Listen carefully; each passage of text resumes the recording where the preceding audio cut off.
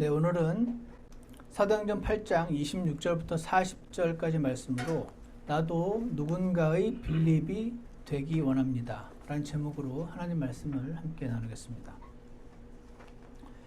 얼마 전에 자주 그러는 것 같은데 희주랑 아리가 서로 막 숨바꼭질을 하더라고요. 교회 안에서 한 명은 저 문 뒤에 숨고 한 명은 찾고 그렇게 하는 걸 봤는데, 여러분 아빠나 엄마가 아이들과 숨바꼭질을 할 때 아빠가 작정하고 숨으면 아이가 절대 못 찾습니다. 물론 아빠의 실력에 따라 찾는 경우도 있긴 하겠지만, 그런데 아빠나 엄마랑 아이가 숨바꼭질 할 때 아이가 꼭 찾습니다. 찾고 아주 좋아하죠. 왜 그게 가능합니까? 네, 일부러 잡혀주는 거예요. 작정하고 숨으면 절대로 못 찾을 아빠인데 아이가 막 열심히 찾고 싶어 하니까 예뻐서 일부러 찾음을 당해주지 않습니까? 저는 이 모습이 꼭 우리 사람들과 하나님의 모습과 비슷하다는 생각이 듭니다. 우리가 간절히 하나님을 찾기를 원하면 하나님이 찾음을 당해주시기 때문에 그렇습니다. 하나님이 작정하고 숨으시면 아무도 못 찾습니다. 하나님. 누군가 간절히 찾으면 하나님이 찾음을 당해주시죠. 어떻게 찾음을 당해주시냐면 오늘 성경에서 보았던 빌립 같은 사람을 보내주셔가지고 자신께로 이렇게 가까이 오도록 길을 안내해 주는 것입니다. 그래서 오늘 말씀의 주제는 하나님 자신을 찾는 자를 만나주시는 하나님입니다. 좀 전에 말씀드린 것처럼 작정하고 숨으면 절대로 찾을 수 없는 하나님인데 일부러 잡혀주시는 거죠.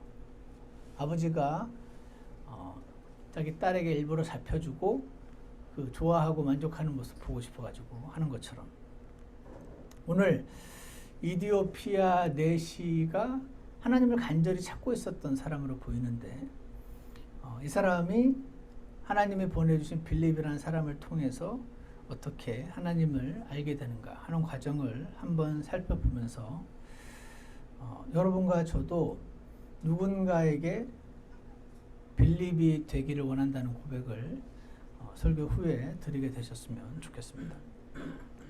다 같이 사도행전 8장 26절을 보시면요, 여기 뭐라고 되어 있냐면, 주의 천사가 빌립에게 말하여 이르되 일어나 남쪽으로 가서 예루살렘에서 가자로 내려가는 길로 가라 하였는데 그곳은 사막이니라. 여기 보시면은요, 지금 하나님이 예루살렘에서 가자로, 동쪽에서 서쪽이죠. 예루살렘에서 가자로, 예루살렘이 이렇게 산에 있으니까 높아요. 그래서 위에서 내려가는 건데 가자로 내려가는 길로 가라고 하셨습니다. 빌립한테. 빌립은 누구냐면요, 여기 앞에 사도행전 6장 2절을 보시면, 사도행전 6장 2절에 이에 12사도가 제자들의 무리를 자기들에게 불러 이르되 우리가 하나님의 말씀을 버려두고 상을 섬기는 것은 합당치 아니하니 그러므로 형제들아 너희는 너희 가운데서 정직하다는 평판이 있고 성령님과 지혜가 충만한 사람 7을 찾아내라.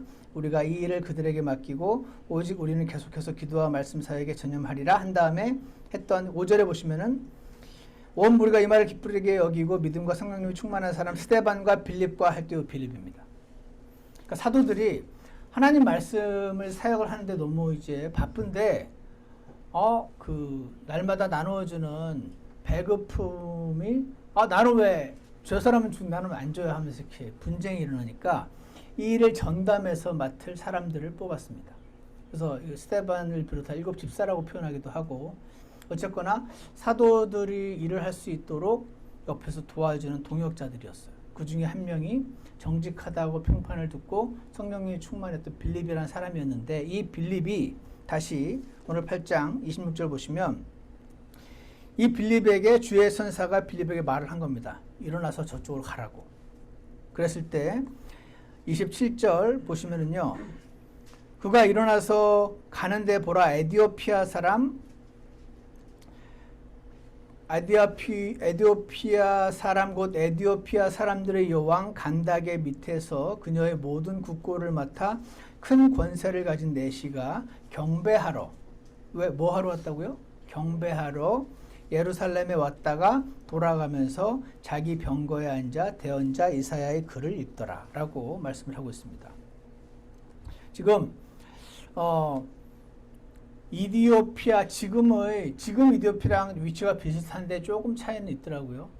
옛날에 누비아라고 하는 지역과 일치하는 지역이라고 하는데 이 당시 이디오피아는 어쨌거나 지금의 이디오피아 큰 차이는 없어요.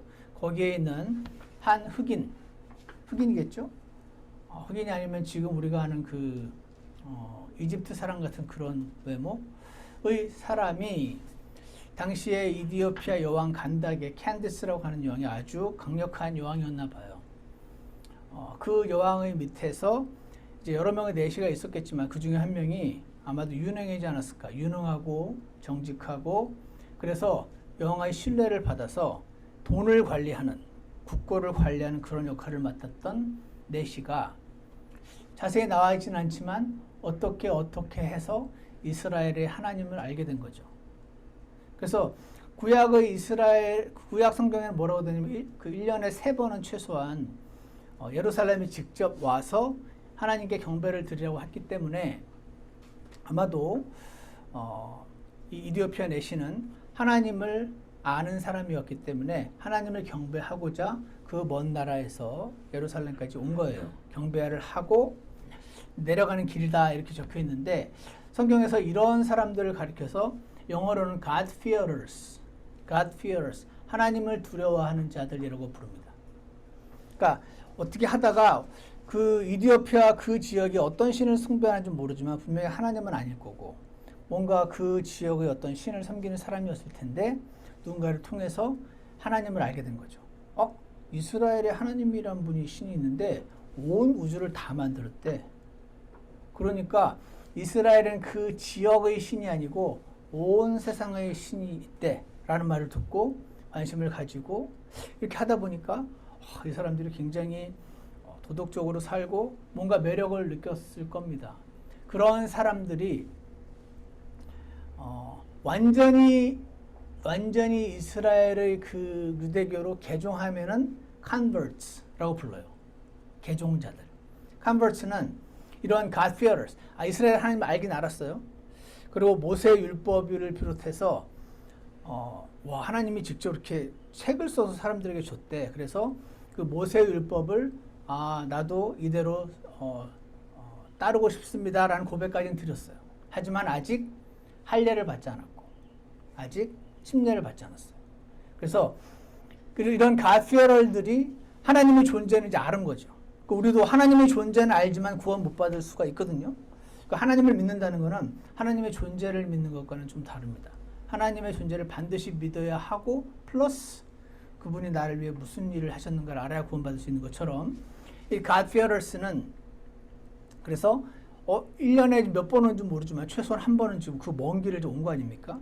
게다가 아주 권력도 많고 부자일 텐데 이런 사람이 지금 이스라엘에 왔고 여기서 이제 한 단계 더 나가면 나는 이제 완전히 유대교 개종자가 되겠습니다. 유대인이 되겠습니다.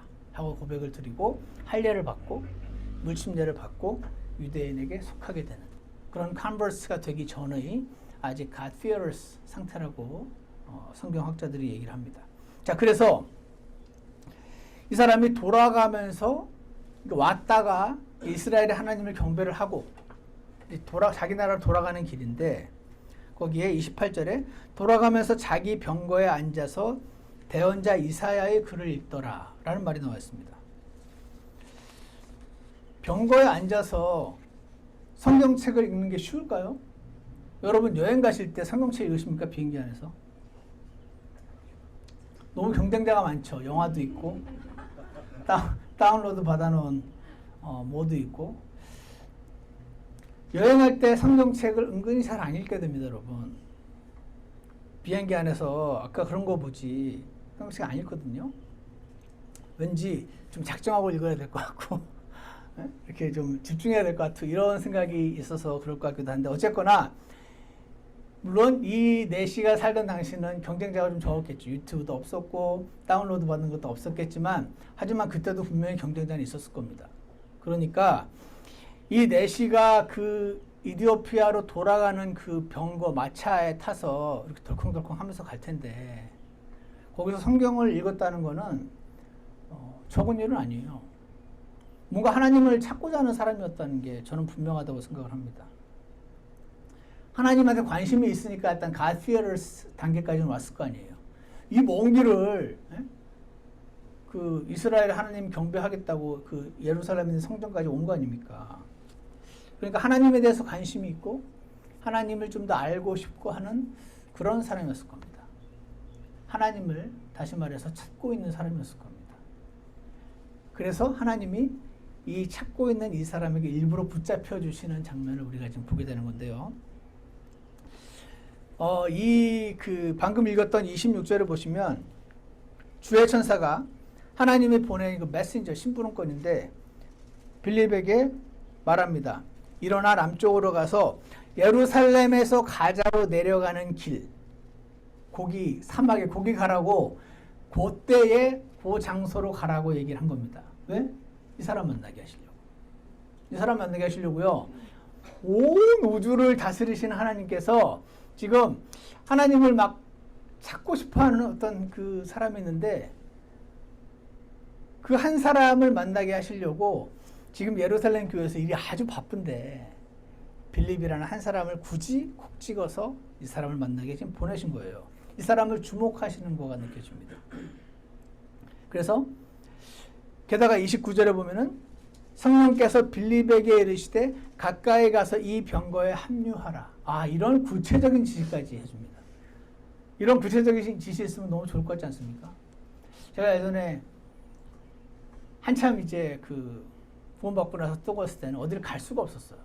왜냐면 가는 곳마다 복음을 전해야 될 것 같고 부담에 물건을 사러 가도 슈퍼마켓에서 아줌마한테 전도지를 주면서 전해야 될 것 같고 비행기를 타도 비행기 옆 사람한테 전해야 될 것 같고 어디 가는 게 나중에는 스트레스가 되는 거예요. 이게 기쁨으로 전하는 게 아니고 해버릇해서 습관처럼 하다 보니까 나중에는 비행기 탔는데 옆 사람이 아주 무섭게 생겼는데 내가 복음을 전하면은 나를 아주 싸납게 쳐다볼 것 같은데 전도지를 너무 주기 싫은데 줘야 될 것 같고 이제 그런 부담감에 이 부담감이 커지면 나중에 거기 굴복합니다.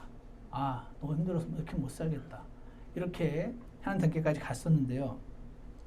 근데 만약에 제가 거기 앉았는데 성령께서 야, 네 비행기 옆자리 저 사람에게 전도지를 주어라. 이런 말 해주시면 얼마나 좋습니까? 갈등 없이. 확실하게 주라고 하시네. 그럼 얼마나 편할까 싶은데 여기서 지금 성령께서 빌립에게 예루살렘에서 가자까지 가는 거기로 가라고 하셨을 뿐 아니라 아주 구체적으로 가까이 가서 이 병거에 합류하라라는 말까지 해주시는 걸 보면은 하나님이 굉장히 이 시기에 특히 그러시긴 했지만 굉장히 직접적으로 개입하셔서 구체적으로 지시를 내리시는 것을 보게 됩니다. 하나님이 이 이디오피아 내시를 굉장히 관심을 가지고 계시구나 하는 것을 느낄 수가 있습니다. 그래가지고요 30절을 보시면 이제 빌립이 거기로 내시에게로 달려갑니다. 그가 대언자 이사야의 글을 읽는 것을 듣고 그러니까 이 내시가 속으로 읽고 있지 않고 소리 내어서 읽고 있었겠죠. 그러니까 들린 거죠. 이사야서 54장 읽고 있네? 이러되 묻습니다. 그대가 읽는 것을 깨닫느냐? 묻습니다. 그랬더니 내시가 누가 나를 지도해 주지 않으면 어찌 내가 깨달을 수 있으리요. 알아듣지도 못하면서 지금 이 돌아가는 피곤한 길에 성경을 읽고 있는 이 내시를 하나님이 주목하셨던 걸로 보입니다. 아마도 여러분 우리는 지금 이렇게 성경책이 종이 한 장 한 장이 얇아가지고 이거 하나 들고 요만한 거 이거 하나 들고 다니면 신구약 전부 다 들고 다니지만 이때는 아직 종이가 발명되기 전이잖아요. 그리고 1500년은 돼야 인쇄 기술이 구텐베르그에서 발명이 되면서 이 전까지는 파피루스라는 그 풀 갈대가 있는데 그거를 이렇게 뜯어가지고 짓이겨서 종이처럼 만들어가지고 거기다가 이렇게 글을 썼어요. 그러다 보니까 처음에는 종이 같았는데 이게 100년, 200년이 지나면 참크래커처럼 바스러지게 됩니다. 툭탁 치면 완전히 가루가 되는 것처럼. 이런 식으로 되었던, 그리고 이게 이제 평민들 중에서도 하나님 말씀을 읽고자 하는 사람들이 파피루스를 사용했고, 나중에 귀족들은 양 가죽이나 송아지 가죽을 사용해가지고, 비싸요. 거기다가 이제 기록을 한 거죠. 양 가죽이나 소 가죽도 이것도 시간이 지나면 참크래커처럼 정확히 어느 정도의 그 강도인지 모르겠지만 이것도 마찬가지로 못 쓰게 돼요. 그리고 아마도 이건 제 추측인데 개인적인 이디오피아 여왕 국고를 관장하는 내시 정도 됐으면 아마 양가죽으로 된 송아지 가죽으로 된 성경책을, 그러니까 이사야서 전체만 해도 아마 이만한 굉장히 두꺼운 책이 될 거예요. 그거를 굳이 가지고 가서 이렇게 쉽게 얇아가지고 피기도 어려운데 굳이 그거를 가지고 읽고 있는데 알아듣지도 못해. 근데도 이걸 한번 읽어보겠다고 애쓰고 있는 하나님 보시기에 예쁘지 않았을까 싶습니다. 그래가지고 읽고 있었는데 어떤 말이 나오냐면 사도행전 8장에 32절에 그가 읽은 성경 기록은 이 부분이니, 제가 이 부분을 읽을 테니까 여러분 다 같이 이사야서 53장을 한번 펴주시기 바랍니다. 앞에 구약 성경에 이사야서 53장에 딱 이 부분을 읽고 있었구나 하는 걸 알 수가 있는데, 이사야서 53장 7절을 한번 보세요.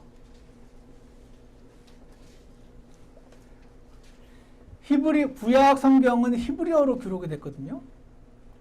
그런데 지금 예수님 당시에 사람들은 히브리어를 잘 몰랐어요. 그러니까 이스라엘 사람들 중에서는 히브리어를 아는 사람도 있었고, 이스라엘 사람이지만 히브리어를 모르는 사람도 있었어요. 우리도 미국에서 사니까 한국 사람이지만 한글을 잘 못 읽을 수 있는 것처럼 이스라엘 사람인데도 히브리어를 모르는 사람도 있었어요.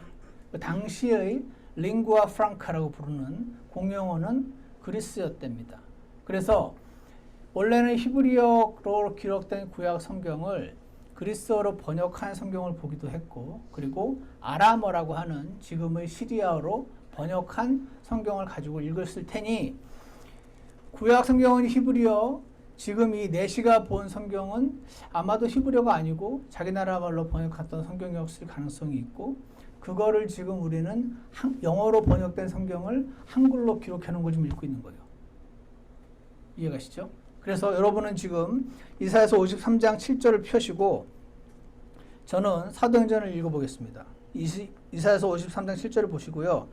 어떻게 되어 있냐면, 그가 도살정으로 가는 양같이 끌려갔으며 털 깎는 자 앞에서 잠잠한 어린 양같이 자기 입을 열지 아니하였도다. 그가 굴욕을 당하며 공정한 재판도 받지 못하였으니 누가 그의 세대를 밝히 드러내리요. 이는 그의 생명이 땅에서 빼앗김을 당하였기 때문이로다 하였더라. 이게 한 글자 글자가 똑같을 수는 없지만 분명히 성경을 안 했던 사람 입장에서는 이사야서 53장 7절을 읽고 있네 라고 알았겠죠. 이렇게 된 겁니다. 그랬을 때 이 사람의 질문이 다시 사도행전 8장으로 오면 이렇게 써 있습니다. 여기 읽고 있으면서 내시가 빌립에게 34절, 내시가 빌립에게 응답하여 이르되 원하노니 이사야 대언자는 누구를 가리키며 이것을 말하느냐. 그러니까 도살장으로 가는 양같이 끌려갔다는 이 사람이 누구냐, 이걸 묻고 있는 겁니다.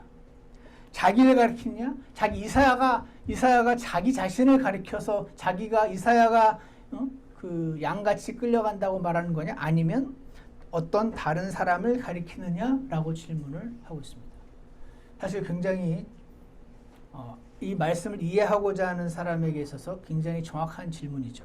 이렇게 질문을 했더니 35절, 이에 빌립이 입을 열어 바로 그 성경 기록에서부터 시작하여 그에게 예수님을 선포하니라 라고 나와 있습니다. 자, 이 35절을 말씀드리기에 앞서서 방금 읽었던 그 어린 양같이, 다시 도살장으로 향하는 어린 양같이 끌려가며 털 깎는 자 앞에서 잠잠한 양같이 자기 입을 열지 않았다라는 말씀이 있잖아요. 소도 그렇고 도살장으로 이렇게 끌고 가면 어떻게 아는지 저는 잘 모르겠는데 안 돼요. 자기가 죽는 거를. 그래서 안 끌려가려고 막 그렇게 한다 그러더라고요. 염소는 막 정신없이 시끄럽게 소리치면서 도망가고 울어대고, 이 양만 아는지 모르는지 잠잠히 끌려간답니다. 요즘으로 치면 묵비권? 제 친구가, 한국에 있는 친구가 검찰에 고소를 자주 당하는데 경찰서에 자주 간대요. 나중에 그 성북 경찰서에서 당신 딴 데로 이사 가면 안 되냐고 그러는데, 그러면서 이렇게 말을 하더라고요. 너 거기 가서 아무 말도 안 하면서 묵비권 행사하는 게 얼마나 힘든지 아냐고 그러더라고요. 변호사가 묵비권을 행사하라고 해서 하는데 굉장히 힘들대요. 왜냐면 내 앞에서 너무 억울한 소리를 하는데, 아니 그게 아니고 그건 되게 잘 몰라서 하는 걸 사실 이렇게 사초지 이렇게 설명을 너무 하고 싶은 거죠. 이해가십니까? 너무너무 변명이라기보다 해명을 해주고 싶은, 그래서 그 묵비권이 그렇게 어렵다고 저한테 얘기하더라고요. 그래서 이사야서 지금 53장 7절 말씀이 고소를 당하는데, 이 사람 입장에서, 예수님 입장에서 억울한 고소를 당하는 거예요. 그 말을 하긴 했지만 사실은 그런 의도가 아니었는데 그거를 이렇게 오해해가지고 저자가 지금 자기가 이 로마 제국의 황제를 이렇게 타플다운 그 반역을 일으켜가지고 자기가 황제가 되겠다고 합디다. 자기가 이스라엘의 왕이라고 합디다. 이 말이 로마 제국을 뒤집어 엎겠다는 반역의 말 아니겠습니까? 이렇게 질문하면 아니 내가 왕이라고 하긴 했지만 그 말이 아니고 있잖아, 이렇게 얘기하고 싶잖아요. 보통 사람이라면. 그잖아요. 근데 예수님이 마태복음, 제가 읽어드릴게요. 마태복음 27장 12절에 수제사장들과 장로들에게 고소를 당하실 때 아무것도 대답하지 아니하시. 털 깎는 자 앞의 양처럼, 염소나 소처럼 하지 않고 양처럼 가만히 계셨단 말이에요. 묵비권을 행사하시고, 빌라도가 그분께 이르되, 오히려 그 취조하는 경찰관이, 야 그들이 너를 대적하려고 얼마나 많은 것을 증언하는지 네가 듣지 못하느냐? 야 내가 들어도 알겠다. 이게 다 무고한 고소라는 거. 대답 좀 해봐, 해명 좀 해봐 하는데 14절에서 그분께서 그에게 한 말씀도 대답하지 아니하시니 이에 총독이 심히 이상히 여기더라. 이런 말씀이 나와 있어요. 그래서 여러분과 저는 이 성경을 갖고 있고, 그리고 성경 일독도 여러분 하셔가지고 이사야서 53장에 이런 말씀이 적혀있는 걸 알고 필요하면 오늘처럼 이렇게 찾아가 볼 수가 있잖아요. 그런데 이디오피아 내시는 몰랐던 거죠. 바로 이사야서 53장에 털 깎는 자 앞에서 잠잠하게 아무 말도 하지 않고 그들의 억울한 고소를 그냥 듣고만 계셨던 그분이 이사야 자신을 가리키지 않고 바로 얼마 전에 돌아가신 이스라엘의 메시아, 온 세상의 구원자 예수 그리스도를 미리 예언하는 것이었다라는 것을 우리는 알지만 이는 알 수가 없었던 것입니다. 이사야서는 BC 700년에 기록됐거든요. 그러니까 보통 사람들은 이사야서가 BC 700년에 기록됐는지 BC 1000년에 기록됐는지 별로 관심이 없습니다. 근데 하나님을 믿는다고 말은 하는데 성경과 다르게 믿는 자유주의 신학자들이 관심이 있습니다. 그래서 어떻게든 이사야가 BC 700년에 기록된 책이 아니고 최대한 이 가까이 끌어당기려고. 왜냐하면 너무 옛날에 예언을 한 게 그대로 성취면 너무 신기하잖아. 그럼 너무 성경을 믿게 될 거 아니에요. 어떻게든 끌어당겨가지고 최선을 다해서 끌어당긴 게 BC 500년입니다. BC 500년이면 지금이 2023년이고요. 1500년대로 끌어당긴 거예요. 500년 전이라고 쳐줘도 500년 전에 1500년이면 1호 9위가 임진왜란이니까 1호 임진왜란도 전에 하셨던 그 예언의 말씀이 지금 어제 성취된 거가 되는 거잖아요. 이 얘기가 지금 이 이디오피아 내시가 읽고 있던 이사야 이 말씀이 BC 700년 많이 봐줘서 BC 500년에 기록됐다고 쳐도 500년, 700년 전에 예언했던 내용이 얼마 전에 그 지금 이 사도행전 8장 읽기 얼마 전에 돌아가신 그 예수님에 대한 예언이었다는 것을 이 이사야서 53장에서 시작해가지고 빌립이 자세하게 설명을 해준 거죠. 이분이 돌아가실 때 사람들 눈에는, 유대인들 눈에는 젤럿, 유대 나라가 로마 제국으로부터 독립해서 독립국가가 되고자 하는 그 독립투사들, 그 독립투사 활동하다가 암살을 당한 것처럼 느끼고 있는 사람들에게 아니 그게 아니었어.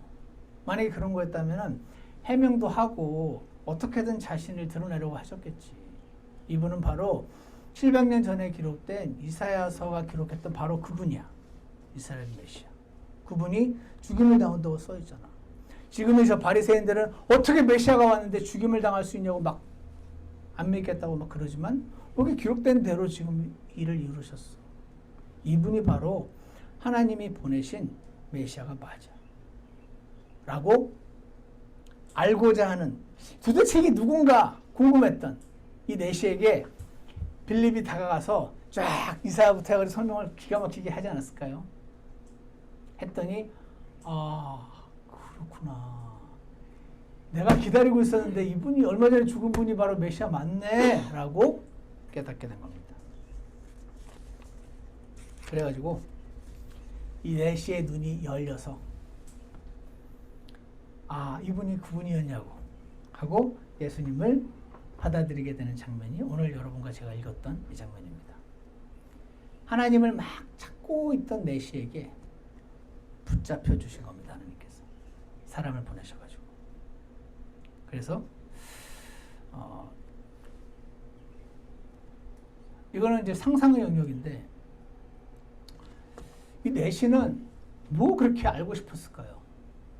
뭐 그렇게 궁금해가지고 이사야서 53장을 읽으면서 그 여행 갔다 오는 길이 피곤할 텐데 아마 이 정도 되면 나이도 좀 있었을 거예요. 그 먼 길을 비행기만 타고 왔다 갔다 해도 힘든데 마차 타고 왔다 갔다 했는데 힘들었을 거 아닙니까? 근데 뭐 굳이 흔들리는 거기에서 눈도 돋보기도 없었으면서 그 글을 읽고 이게 도대체 이사야 누구야? 왜 뭐 이렇게 알고 싶었을까요? 여러분 그런 생각 드십니까?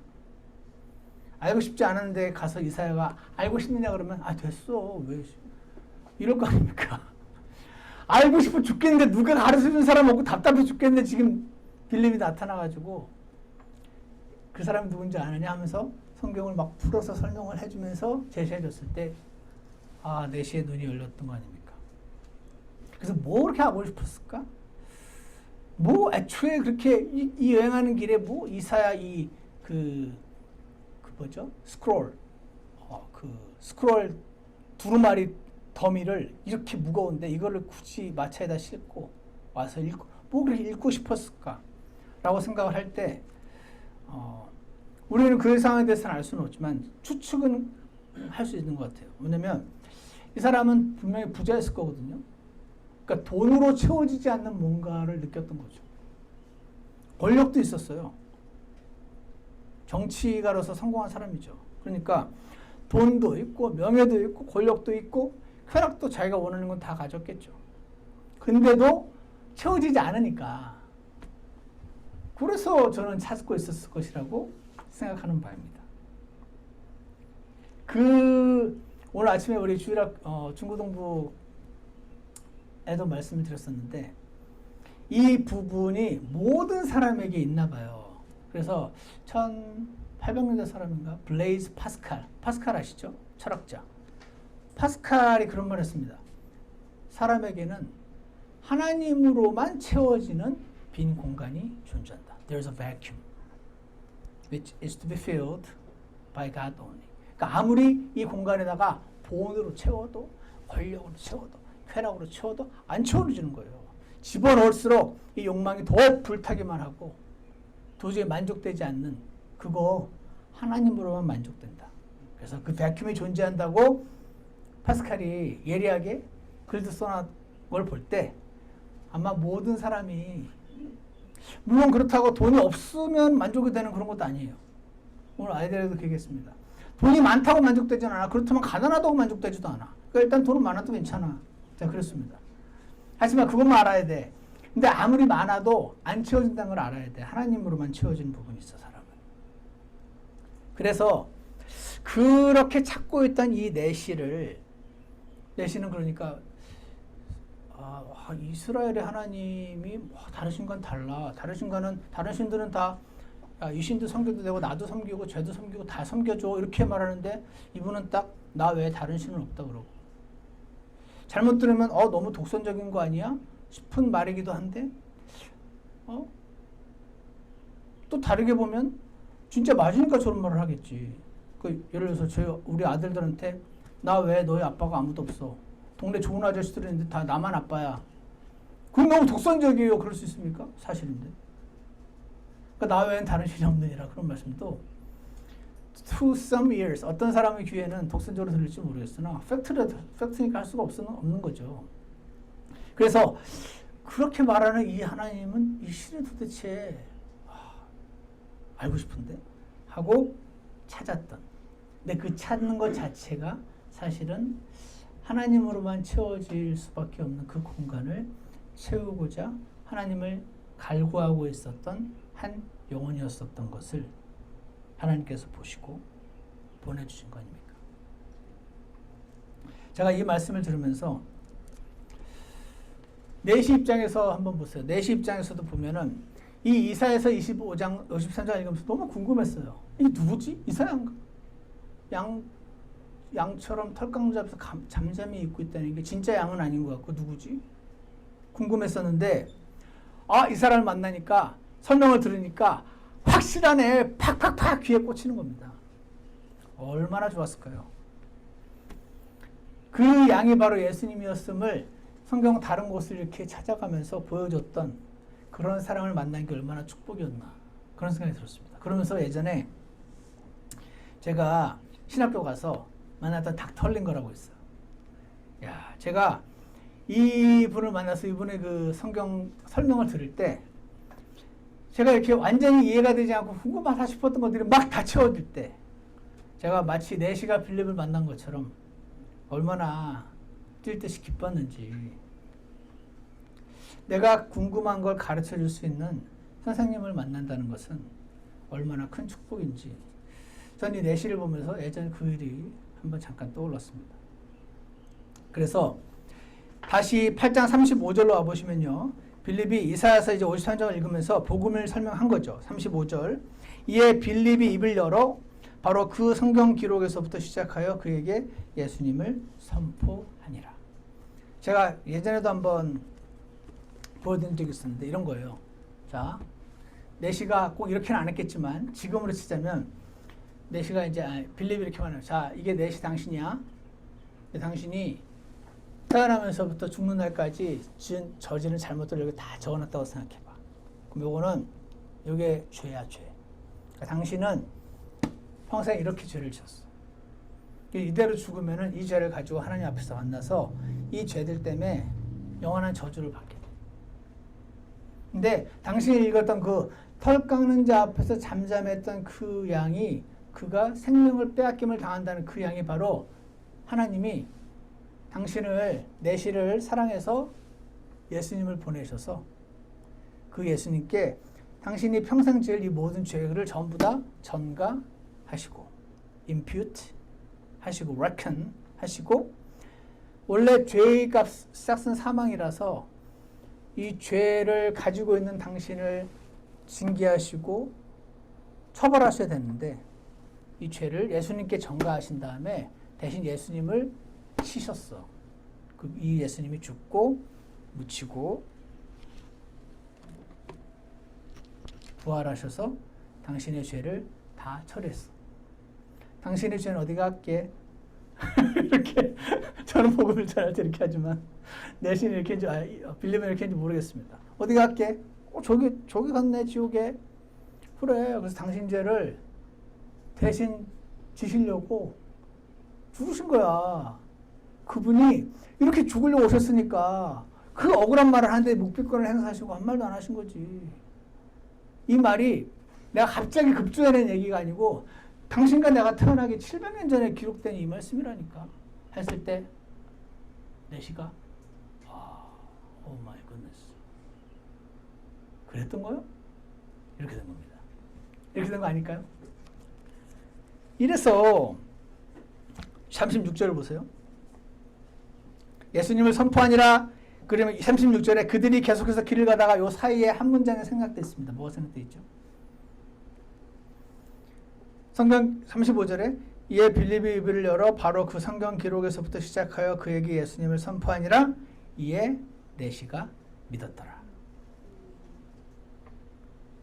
그들이 계속해서 길을 가다가 어떤 물의 이름에 내시가 이르되 보라 여기에 물이 있으니. 내시는 지금 구원받고 나서 성경 공부를 한 것도 아닌데 지금 침례받아야 되는 거 어떻게 알았을까요? 아까도 말씀드렸잖아요. 유대인 안에 그 풍습이 있었다고. 이방인이 유대인 될 때 원래 할례 받고 나서 침례를 받아야 되거든요. 그러니까 그 관점 안에서 좀 생각하는 거예요. 나는 그러니까 침례라는 게 원래 아이덴티피케이션이거든요. 여러분 임영웅 좋아하십니까? 어르신들? 임영웅이라는 사람이 요즘 한국에서 굉장히 인기인데 가수가. 저희 어머님도 팬이시고 저희 장모님도 팬이셔서 제가 조금 아는데 이들의 색깔이 하늘색이랍니다. 맞습니까? 하늘색으로 다 입고 모이는 거예요. 하늘색 옷을 입고 하늘색 형광봉을 들고 모입니다. 뭡니까? 아이덴티피케이션. 이 하늘색 나는 영웅이에게 속한 사람이에요. 이 아이덴티피케이션이에요. 이게 아이덴티피케이션이 이런 거구나 싶더라고요.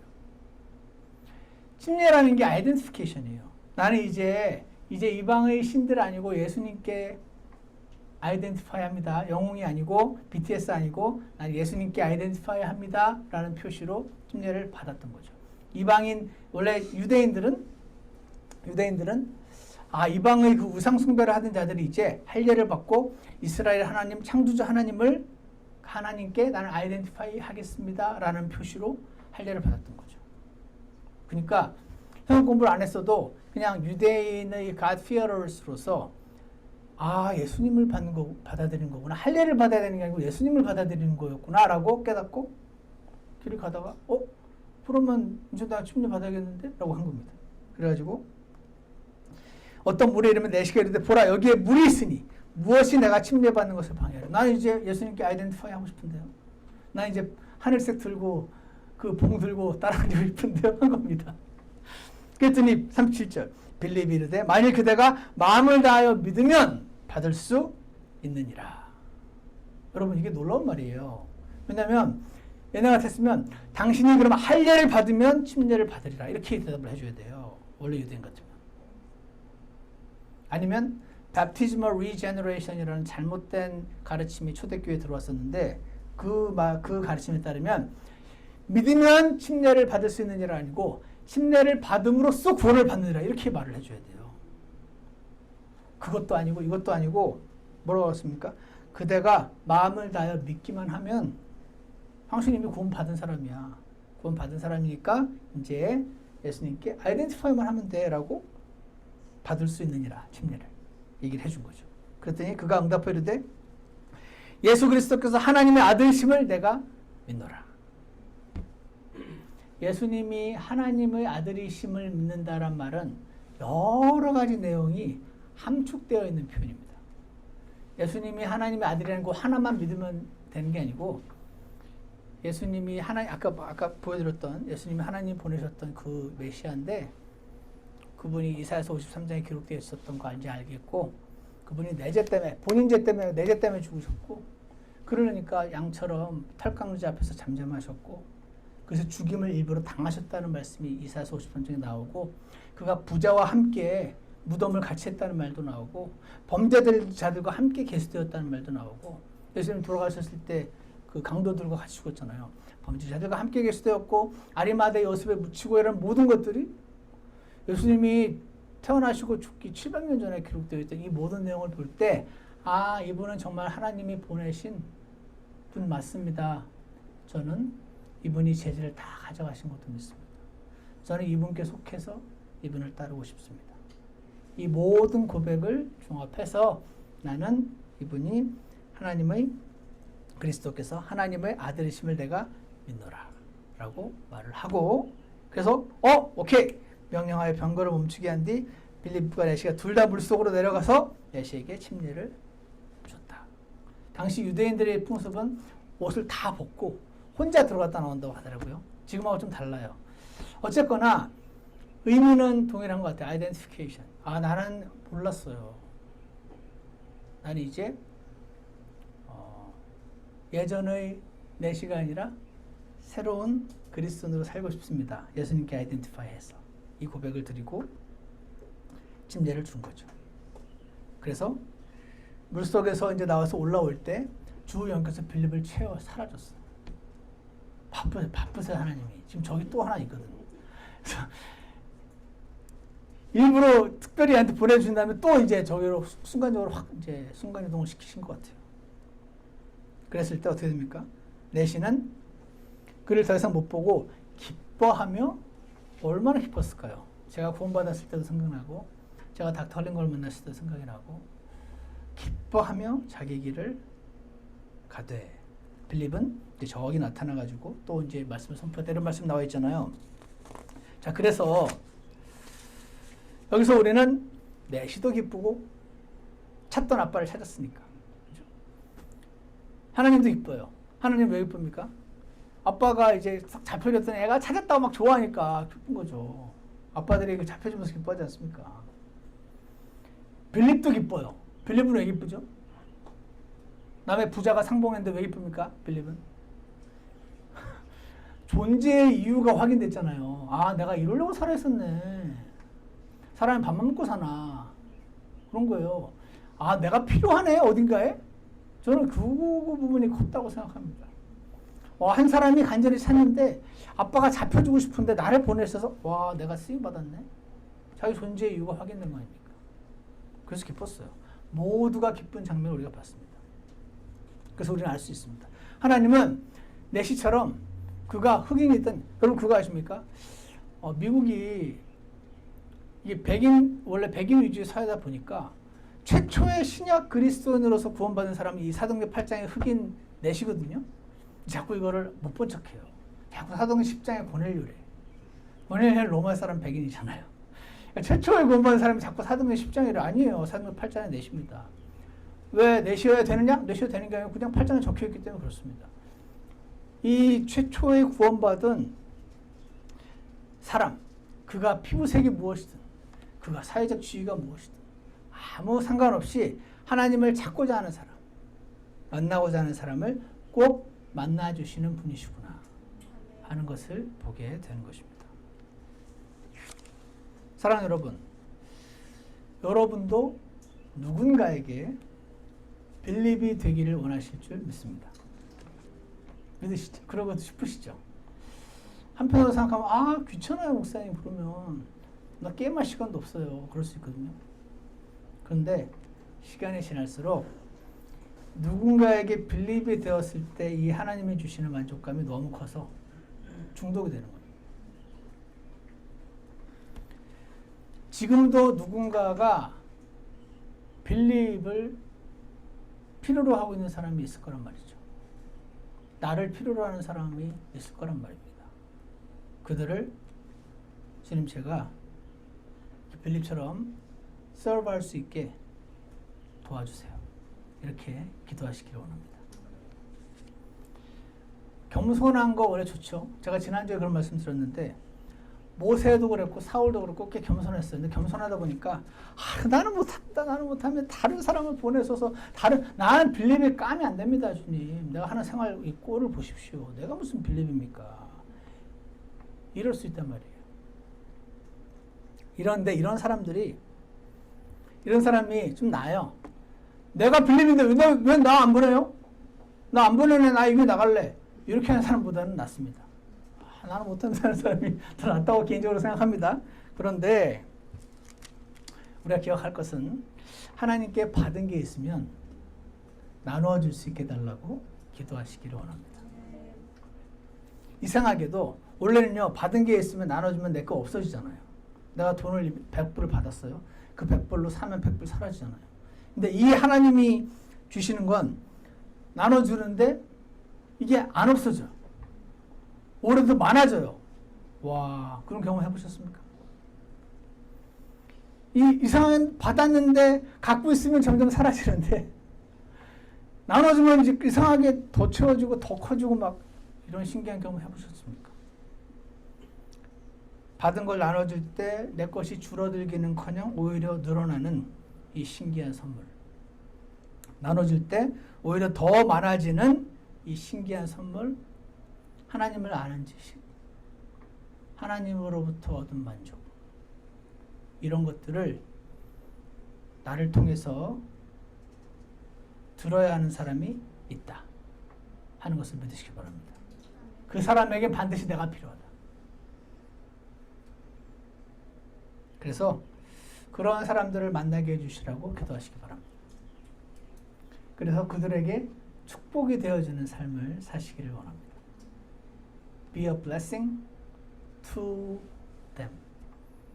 그래서 제가 옛날에 찬송가 제목이 그런 게 있어요. 축복의 통로가 되렵니다. 축복의 통로가 되렵니다. 주여 이 몸을 사용하소서.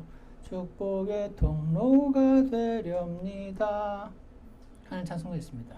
축복의 통로로서 살아가고 싶다고 주님께 고백하시는 저 여러분이 되시기를 원합니다. 기도하겠습니다.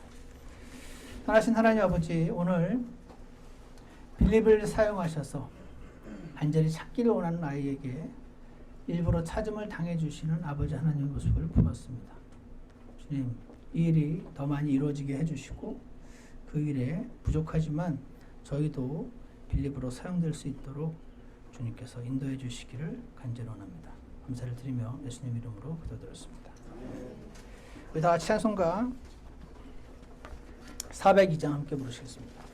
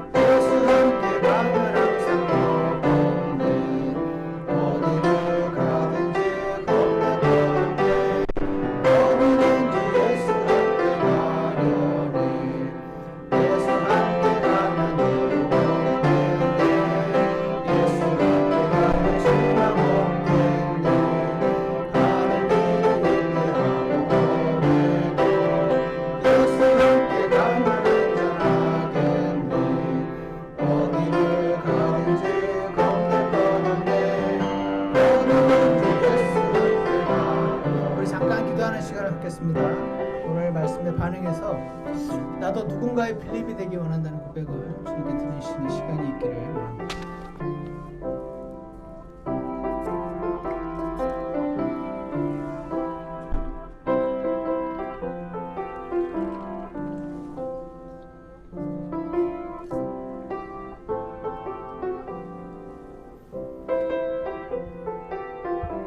천천히 할게요. 인생 석양 짙어 둥 덮일 때 우리 몸은 무덤에서 잠자나 나의 혼은 천국에서 깨어나 예수 함께 길이 살겠네. 어디를 가든지 겁낼 것 없네. 어디든지 예수 함께 가려네. 네, 기도하겠습니다. 사랑하는 하나님 아버지, 저희가 비록 멀리 다른 나라로 다른 장소로 가지는 못할지언정 제 주변에 빌립을 필요하는 사람을 만나러 어딘지 가고자 하는 그런 저희들 되도록 축복해 주시기를 간절히 원합니다. 빌립을 통해서 그토록 알고자 했던 이사야서 53장을 깨닫고 하나님을 알게 되고 빌립을 통해서 자신의 다른 어떤 것으로도 채워지지 않던 그 공간이 하나님으로 온전히 채워지는 것을 경험했던 이 내시 이야기처럼 저희도 그 경험을 더 많이 하기 원하고 그리고 다른 이들에게 그러한 축복을 전달해주는 축복의 통로로서 사용될 수 있도록 주님께서 도와주시옵소서. 오늘 그렇게 결심하기 원하는 모든 분들을 주님께서 그 고백을 들으시고 가장 선하게 인도해 주실 줄 믿습니다. 예수님 이름으로 기도드렸습니다. 예배 마치겠습니다.